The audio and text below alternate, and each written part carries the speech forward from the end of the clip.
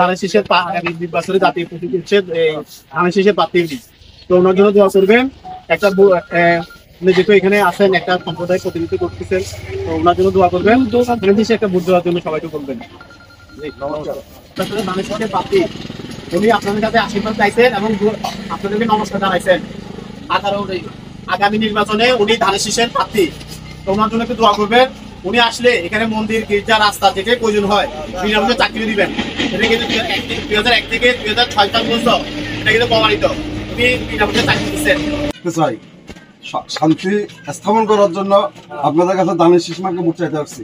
আপনারা আমাদের সকলের জন্য দোয়া করবেন, জননেতা ওয়াদুদ্দিনের জন্য দোয়া করবেন, দেশ নেত্রী বেগম খালেদা জিয়ার জন্য দোয়া করবেন এবং প্রত্যেকের কাছে ভোট চাইবেন। ম্যাডাম জিয়ার জন্য প্রত্যেকের কাছে ভোট চাইবেন আর দোয়া চাইবেন যে আমাদেরকে ভোট দেন।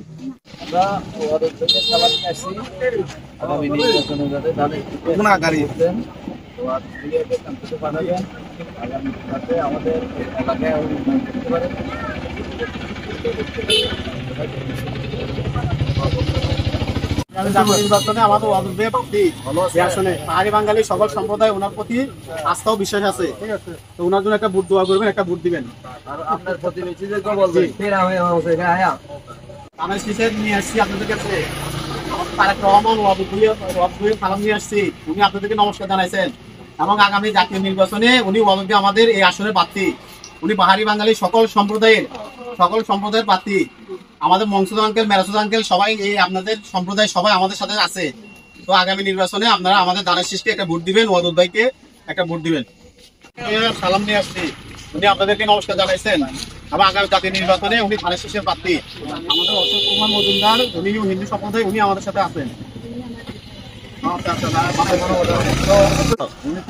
আগামী জাতীয় নির্বাচনে আমাদের ওয়াদুদ ভাই, এই যে ওয়াদুদ ভাই, উনি ধানের শীষের প্রার্থী। তারেক রহমানের উনি আমাদেরকে প্রার্থী করছেন এই আসনে। ওনার জন্য দোয়া করবেন, আগামী জাতীয় নির্বাচনে ওনাকে একটা ভোট দিবেন এবং সকল মারমা ত্রিপুরা সম্প্রদায় আমাদের সাথে আছে। হ্যাঁ, উনি সবাই আছে, একটা ভোট দিবেন ধানের শীষে। ভালো আছেন?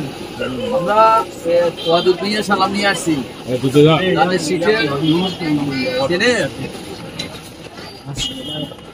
উনি ধানের শীষের প্রার্থী।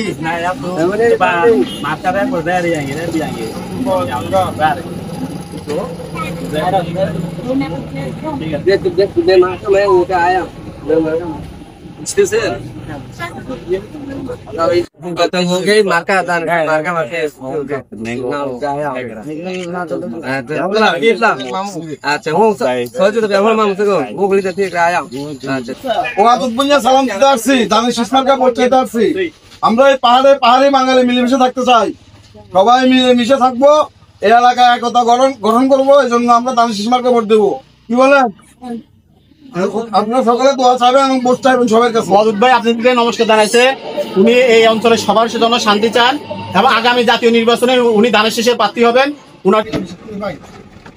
উনি হচ্ছে আমাদের ওয়াদুদ ভাই। এই যে ওয়াদুদ ভাই, ওনার জন্য প্রার্থীবাদ করবে। আগামী জাতীয় নির্বাচন ধানের শীষে একটা করে ভোট দিবেন। আমরা আছি ওয়াদুদ ভাইয়ের একটা আশীর্বাদ পৌঁছে দিতে আপনাদের কাছে এবং উনি যদি নির্বাচিত হন এই অঞ্চলে শান্তির জন্য পাহাড়ি বাঙালি সবাই একসাথে বসবাস করবো। আমরা সবাইকে নমস্কার। জাতীয় নির্বাচনে আগামী জাতীয় নির্বাচনে আমাদের ওয়াদুদ ভাই ধানের শীষের প্রার্থী। উনি ধানের শীষের প্রার্থী। তার জন্য দোয়া করবেন, একটা ধানের শীষে ভোট দিবেন। আমরা পাহাড়ি বাঙালি সবাই চাই একসাথে মিলেমিশে থাকতে। যদি নির্বাচিত হয় আমরা এই এলাকায় সবাই একসাথে মিলেমিশে থাকবো। একটু আশীর্বাদ করবেন আমাদের জন্য। নমস্কার। দলীয় নেতা অতুল ভূঁইয়া প্রার্থী, তাকে আমরা সবাই সমর্থিত, তাদেরকে আমরা যুক্ত করিয়া নির্বাচন করিয়া আমরা এলাকা উন্নয়ন করবো। এলাকা ধানের শীষে আমরা সবাই মিলে ভোট দিব। এখানে আমরা পাহাড়ি বাঙালি মিলেমিশে থাকতে চাই। আমরা পাহাড়ি বাঙালি সবাই মিলেমিশে থাকতে চাই।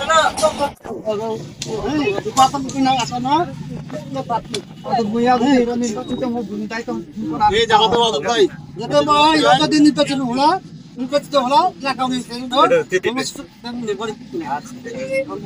নমস্কার সবাইকে। তারেক রহমানের সালাম পৌঁছা দিতে আসছি। উনি আগামী জাতীয় নির্বাচনে ধানের শীষের প্রার্থী। আমাদের ওয়াদুদ ভাই ছিলেন ওনাকে। তো উনি এখন আপনারা আগামী নির্বাচনে আমাদের ওয়াদুদ ভাইকে একটা ভোট দিবেন। এই দলকে একটু সহযোগিতা করবেন। আপনাদের এই মারমা সম্প্রদায়ের নেতা আমাদের সাথে আছে, মনসুর আঙ্কেল আছে, তারপর হচ্ছে মেরাসুদ আঙ্কেল আছে। তো আমরা ধানের প্রতি আমাদের ওয়াদুদ ভাই উনি আগামী জাতীয় নির্বাচনে ধানের শীষের প্রার্থী, ওনার জন্য একটু আশীর্বাদ করবেন এবং ধানের শীষে একটা ভোট দিবেন। তারুণ্যরাই কিন্তু এই প্রথম পর্যায়ে আগে আছে, তারুণ্যের প্রথম ভোট ধানের শীষের পক্ষ হোক, এই স্লোগান নিয়ে কিন্তু প্রথমে আগাচ্ছি আমরা। আপনাদের পথে যারা আছে সবাই কিন্তু আমাদের ত্রিপুরা মারমা যারা সবাই আমাদের সাথে আছে, ওয়াদুদ ভাইয়ের সাথে আছে। এই যে মারমার উনি এখানের নেতা, এই ত্রিপুরা এখানের নেতা, স্থানীয় আমাদের এই যে ওয়াদুদ ভাই আগামী জাতীয় নির্বাচনে ধানের শীষের প্রার্থী ওনার জন্য দোয়া করবেন এবং উনি আমাদেরকে নমস্কার জানাচ্ছি।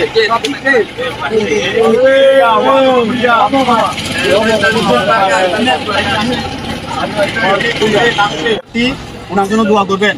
গত 15-16 বছর কিন্তু আপনাদের এলাকায় তেমন কোনো উন্নয়ন হয় নাই।